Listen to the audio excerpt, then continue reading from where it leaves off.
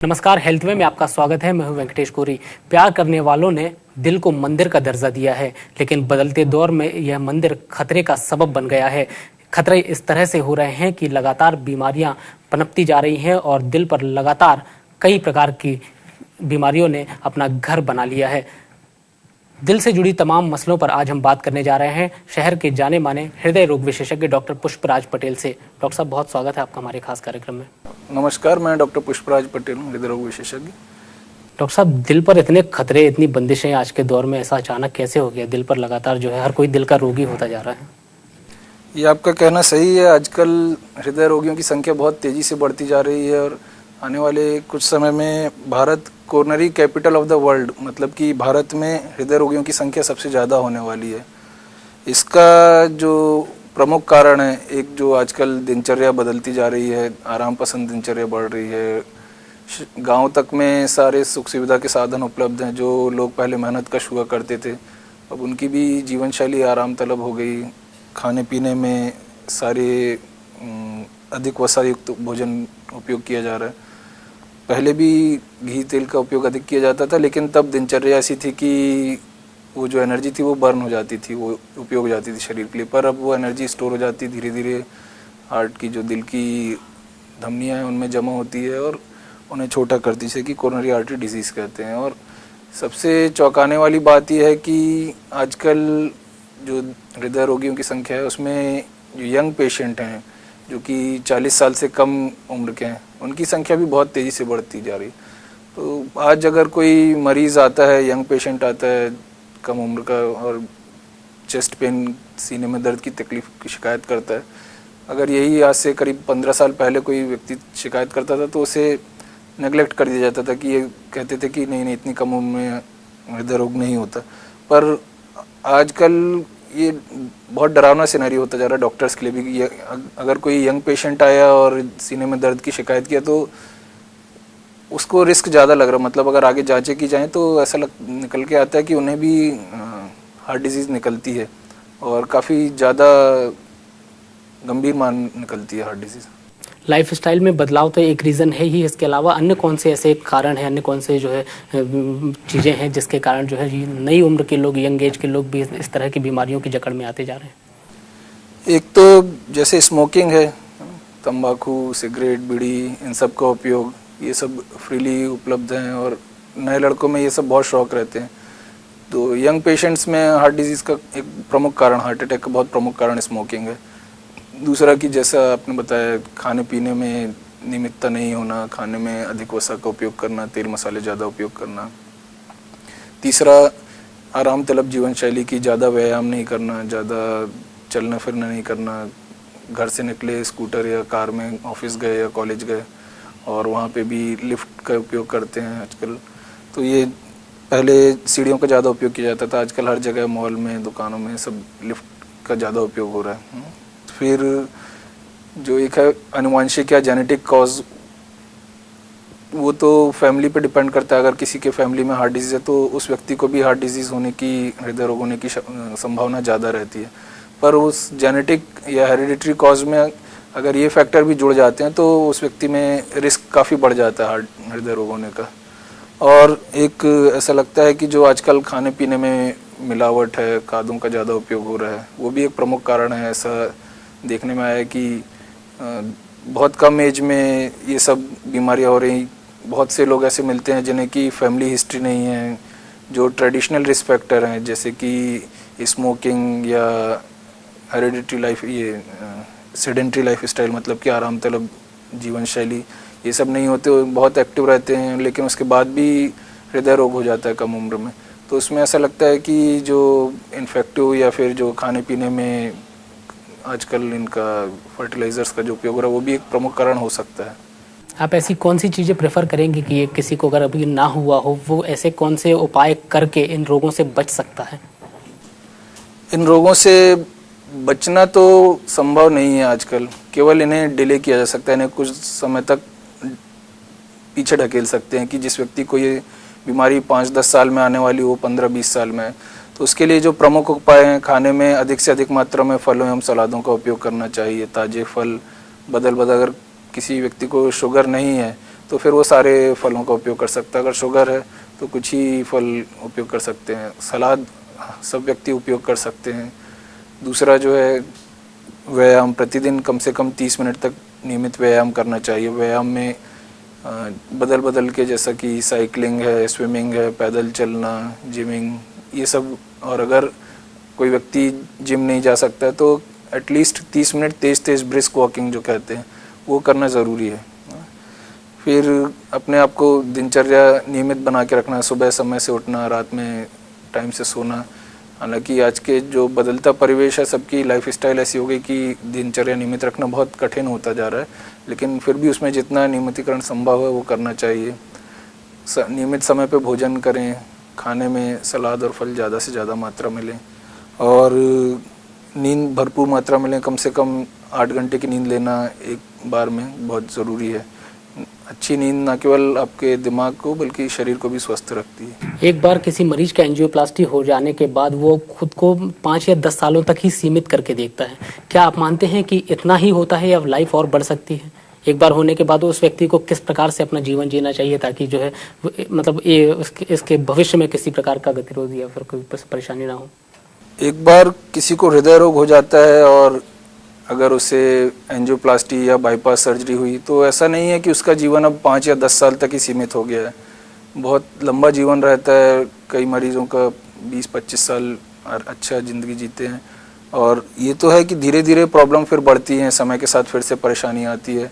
अभी भी दवाइयाँ ऐसी उपलब्ध नहीं है या ऐसा उपचार उपलब्ध नहीं है जो इस बीमारी को जड़ से ख़त्म कर दे या आगे फिर से होने की संभावना ख़त्म हो जाए। लेकिन अगर आप दवाइयों को अपने जीवन का एक हिस्सा बना लेंगे तो मानसिक और शारीरिक रूप से स्वस्थ जीवन व्यतीत कर सकते हैं। केवल ये है कि दवाइयाँ नियमित रूप से लेते रहें, जो भी डॉक्टर सलाह देते हैं वो दवाइयाँ नियमित रूप से लेते रहें, नियमित व्यायाम करें। इसके अलावा बाकी सारे काम अपने रेगुलर कर सकते हैं, नियमित जीवन जी सकते हैं, काम कर सकते हैं, चल फिर सकते हैं, व्यायाम कर सकते हैं, और कोई ऐसा रिस्ट्रिक्शन नहीं रहता हृदय रोगियों को। अगर किसी व्यक्ति का अटैक आने के कारण हार्ट कमज़ोर हो गया है, इजेक्शन फ्रैक्शन कम हो गया, तो ऐसे व्यक्तियों में चलने फिरने में सांस फूलना, सीने में दर्द होना, ये सब तकलीफ़ें हो सकती हैं। पर बहुत सारे ऐसे मरीज आते हैं जो कमज़ोर हार्ट होने के बावजूद भी एक लिमिटेड फैशन में अपना हेल्दी रह सकते हैं कि अगर उन्हें लगता है कि 100 कदम चलने पे सांस फूलने लगती है तो 50 कदम चल के 5 मिनट आराम करें, फिर उसके बाद चलें। पर ऐसा नहीं कि अपने आप को बिल्कुल बेड रेस्ट की ज़रूरत है या एक कमरे में बांध लें, ऐसा नहीं है। एक बार एंजियोप्लास्टी या बाईपास होने के बाद जब दवाइयों का सेवन मरीज करता है, थोड़ी सी राहत या आराम मिलने के बाद फिर वो कुछ लापरवाह हो जाता है, नज़रअंदाज करने लगता है। ऐसे में किस प्रकार के नुकसान होते हैं भविष्य में डॉक्टर साहब? क्योंकि ये टेंडेंसी लोगों में बढ़ रही है कि थोड़ी सी राहत है तो चलिए 1 हफ्ते का गैप देते हैं, 4 दिन दवाई नहीं खाएंगे। ऐसा बहुत कॉमनली देखने को मिलता है कि एक बार आराम मिलने के बाद लगभग बहुत सारे पेशेंट आते हैं कि 3 से 4 महीने के बाद थोड़ा रिलैक्स हो जाते हैं और बोलेंगे कि हम हफ्ते में 2 दिन नहीं खाते हैं या 3 दिन में भूल गए, हम कहीं बाहर ले जाना भूल गए। इस तरह का अक्सर देखने को मिलता है। पर एक बार हार्ट डिजीज़ होने के बाद बीच में दवाइयाँ बंद करने से फिर अटैक आने का रिस्क बढ़ जाता है। तो दवाइयाँ नियमित रूप से लेना ज़रूरी है, खास करके ऐसे मरीजों को जिनका एंजियोप्लास्टी हुई है। ऐसे मरीज अगर दवा बंद करते हैं तो फिर जो स्टेंट का उपयोग किया गया है उसमें फिर से ब्लड क्लॉट होने की संभावना बढ़ जाती है। तो ऐसे मरीजों को खून पतला करने वाली दवाइयाँ प्रतिदिन लेना आवश्यक है। डॉक्टर साहब, अटैक जो आता है हार्ट डिसीज और ब्रेन का क्या इंटरकनेक्शन आप मेडिकल साइंस मानता है? जो हार्ट अटैक है, ब्रेन का एक पार्ट है सिंपैथेटिक नर्वस सिस्टम। जब सिंपैथेटिक नर्वस सिस्टम जो कि एक्साइटमेंट के लिए उत्तरदायी होता है, जैसे कि दौड़ने के समय, डर के समय, या जब ज़्यादा एनर्जी की आवश्यकता होती है उस समय, तो सिंपैथेटिक नर्वस सिस्टम के कारण हृदय गति बढ़ती है, ब्लड प्रेशर बढ़ता है, शरीर में एक प्लेटलेट्स होती हैं तो उनका आपस में जुड़ने की क्षमता बढ़ जाती है। ऐसा देखा गया है कि जब सिंपैथेटिक नर्वस सिस्टम की एक्टिविटी बढ़ती है, जब ज़्यादा एक्टिव होता है, उस समय अटैक आने की संभावना ज़्यादा होती है। खास करके सुबह लगभग 4-5 बजे के आसपास सिंपैथेटिक नर्वस सिस्टम ज़्यादा एक्टिव होता है और ज़्यादातर हार्ट अटैक उसी समय होते हैं, ज़्यादातर तकलीफ़ें उसी समय देखी गई हैं। तो ब्रेन का सीधा सीधा कनेक्शन है हार्ट के लिए, और हृदय, अगर किसी को हार्ट अटैक हुआ है और हार्ट अगर कमज़ोर हुआ है तो उसके कारण ब्लड दिमाग में और शरीर के सभी अंगों में खून कम जाता है, तो फिर हार्ट के कारण ब्रेन में भी इफ़ेक्ट आता है। कभी कभी हार्ट के दिल के अंदर छोटे छोटे ब्लड क्लॉट बनते हैं, ये खून के थक्के ब्रेन को जाके उसमें अवरोध पैदा कर सकते हैं, जिससे कि स्ट्रोक या पैरालिसिस जैसी प्रॉब्लम हो सकती है। डॉक्टर साहब, आम लोगों में एक धारणा है कि 2 या 3 अटैक को फाइनल अटैक माना जाता है, और आप लोग मरीजों के साथ उनके परिवारजनों से ज़्यादा शेयर भी नहीं करते होंगे इस तरह की बातें। दर्शकों के लिए जानना चाहेंगे कि कितने ऐसे आते हैं, कौन सा आप लोग कैसे फाइनल मानते हैं? देखिए, आपने जैसे देखा होगा कि कुछ बताते हैं कि हमारे पहचान वाले को पहला अटैक आया और अस्पताल भी नहीं पहुंच पाए, वो ख़त्म हो गए। हार्ट अटैक, दिल को खून की सप्लाई करने के लिए 3 आर्टरीज, 3 धमनियाँ होती हैं जिनसे दिल को खून सप्लाई होती है, एक राइट साइड में, 2 लेफ्ट साइड में। ऐसा माना जाता है, जनरल पब्लिक में ये धारणा है कि अगर एक ब्लड वेसल एक आर्टरी में ब्लॉक आया तो वो पहला अटैक हुआ, उसके कारण तकलीफ हुई, फिर कुछ समय बाद दूसरी अगर ब्लॉक हुआ तो दूसरा अटैक आया, तीसरी ब्लॉक हुआ तो तीसरा अटैक, वो फाइनल था।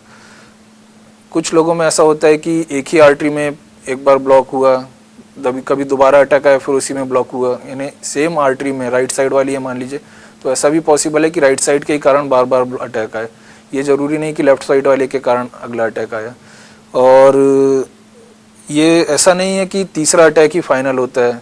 हार्ट अटैक के बारे में जो एक सबसे ज़रूरी चीज़ संदेश में पहुंचाना चाहूँगा, हार्ट अटैक में मृत्यु का कारण होता है एरिथमिया। क्या होता है कि जब हार्ट अटैक आता है उस समय लगभग 72 घंटे तक, 3 दिन तक दिल बहुत अनस्टेबल रहता है, कभी कभी हार्ट रेट बहुत तेज़ हो जाती है, कभी बहुत धीमी हो जाती है। तो अगर वो 72 घंटे मरीज़ के निकल गए तो फिर वो मरीज़, मतलब हार्ट अटैक आने के कारण हार्ट कमज़ोर हो जाता है, तो मेहनत का काम नहीं कर पाएगा, बहुत तेज़ चलने पे सांस फूलेगी, पर जिंदा रहेगा। लेकिन उस 72 घंटे में कभी ऐसा रहता है कि छोटा अटैक आया, मतलब छोटा ब्लॉक आया, उसके बाद भी कभी हार्ट रेट बहुत तेज़ हो गई और अगर उस समय मैनेज नहीं हो पाया तो मृत्यु हो सकती है। पहले अटैक में भी जैसा बताया मैं कि कभी किसी की डेथ हो जाती है, तो वो कारण यही है। ऐसे में सभी लोगों को CPR, कार्डियोपल्मोनरी रिससिटेशन, या जो जीवन रक्षक प्रणाली है वो सीखना चाहिए। हमारे देश में अभी इसके बारे में जागरूकता बहुत कम है। विदेशों में CPR सभी लोग जानते हैं और मतलब जनरल पब्लिक को भी पता है। उसके लिए जो उपकरण है वो वहाँ पे जगह जगह लगाए जा चुके हैं, बस स्टैंड में, होटल्स में, सिनेमा हॉल में, सार्वजनिक स्थलों में वो लगाए जाते हैं। अगर CPR के 2 तरीके होते हैं, एक होता है कि बेसिक लाइफ सपोर्ट, एक होता है advanced cardiac life support. Basic मतलब कि जो कोई भी जनरल पब्लिक, कोई भी सामान्य व्यक्ति भी जो कर सकता है। एडवांस्ड कार्डियक मतलब कि हॉस्पिटल सेटिंग में और ट्रेंड व्यक्ति कर सकता है। बेसिक लाइफ सपोर्ट में जो हम फिल्मों में देखते हैं कि माउथ टू माउथ रेस्पिरेशन, यानी कि अपने मुंह से कृत्रिम सांस देना और चेस्ट कंप्रेस करना, सीने में दबाना। अगर केवल एक ही व्यक्ति उपलब्ध है तो सीने में दबाना, जो सीने में दबाव देते हैं, ऐसे हाथ रख के सीने के ऊपर जोर जोर से दबाना, वो सबसे ज़रूरी पार्ट है। अगर किसी व्यक्ति को ऐसा लगता है कि अटैक आया है और सांस रुक गई या बोल नहीं रहा है, प्राथमिक, हाँ, ये जब तक मेडिकल सुविधा उपलब्ध ना हो जाए तब तक आप ये करते रहें तो जान बचाई जा सकती है और एक बार हॉस्पिटल पहुंच के फिर आगे की प्रक्रिया हो सकती है उसमें। पर अगर हॉस्पिटल तक नहीं पहुंच पाए तो फिर कुछ हो ही नहीं पाएगा। डॉक्टर साहब, महिलाओं पुरुषों के अनुपात में अगर बात करें तो क्या नतीजा आप लोग निकालते हैं महिलाओं और पुरुषों के मुकाबले हार्ट डिसीज की? जो देखिए, साइंटिफिकली पहले ये माना जाता था कि महिलाओं को हृदय रोग कम होते हैं और पुरुषों में 55 साल के बाद और महिलाओं में 65 साल के बाद ऐसा कहा जाता था कि हृदय रोग की संभावना ज़्यादा रहती। पर अब धीरे धीरे ये अंतर कम होता जा रहा है। अब महिलाओं में भी उतनी ही मात्रा में हार्ट अटैक की प्रॉब्लम देखी जा रही है, हृदय रोगों की प्रॉब्लम देखी जा रही है। खास करके अब यंग फीमेल्स में भी ऐसा देखा जा रहा है। इसका एक प्रमुख कारण जो हार्मोनल पिल्स हैं उनके उपयोग के कारण ऐसा देखा जा रहा है कि उनमें भी हृदय रोगों की संख्या बढ़ती जा रही है। डॉक्टर पुष्पराज पटेल से हमारी चर्चा आगे भी जारी रहेगी। यहाँ लेते हैं एक छोटा सा ब्रेक।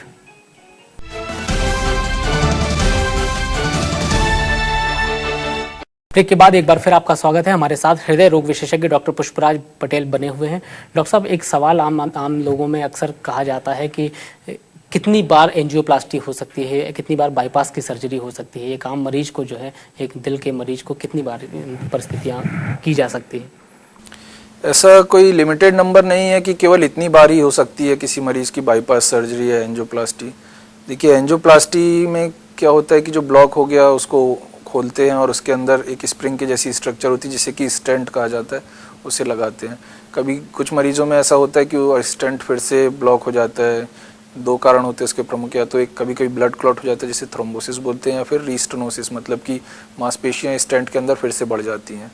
तो अगर ज़रूरत पड़े तो ऐसे मरीजों को या तो बलून से वो स्टेंट को डायलेट किया जा सकता है, या उसे फिर से स्टेंट लगाया जा सकता है।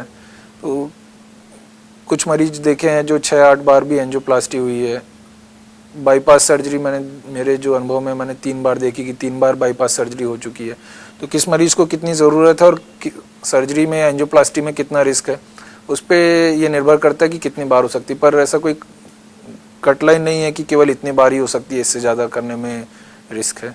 कुछ मरीज होते हैं कि जिन्हें डिजीज़ इतनी ज़्यादा होती है कि कुछ भी पॉसिबल नहीं है एंजियोप्लास्टी या बाईपास सर्जरी, तो फिर उन्हें मेडिकली मैनेज किया जाता है।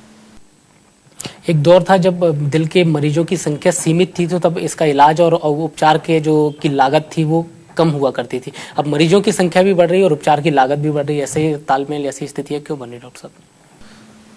उस समय मरीजों की संख्या कम थी पर उपचार के जो साधन थे वो बहुत ही कम थे। उस समय, पहले के समय में किसी को अगर हार्ट अटैक आता था तो जो दवाइयाँ दी जाती थी उसमें था मॉर्फिन, मतलब कि जो दर्द को दबाती है, वो दिया जाता था। हार्ट अटैक यूजली 3 से 5 दिन में उसका, जैसा मैंने बताया कि अरिथमिया का रिस्क एक बार ख़त्म हो गया तो आगे ज़्यादा डेथ का रिस्क कम हो जाता है। तो ऐसे मरीजों को दिया जाता था मॉर्फिन वगैरह कि ये सोते रहें और दर्द इनको महसूस ना हो। एक बार ये डेंजर पीरियड निकल गया तो फिर उसके बाद ज़्यादा तकलीफ नहीं होगी। अब आजकल मशीनरीज इतनी महंगी हो गई हैं, नई नई टेक्नोलॉजी आ रही हैं, उनमें हॉस्पिटल्स को इन्वेस्ट करना पड़ता है और वो सब पैसा अल्टीमेटली पेशेंट से ही वसूल किया जाता है। पर उसके कारण लोगों के जो अटैक का उपचार है, हार्ट अटैक का उपचार है, उसमें भी काफ़ी बदलाव आया। अब ऐसा है कि जो डैमेज होने वाला है उसको भी रोका जा सकता है अगर सही समय पे इलाज मिल जाए।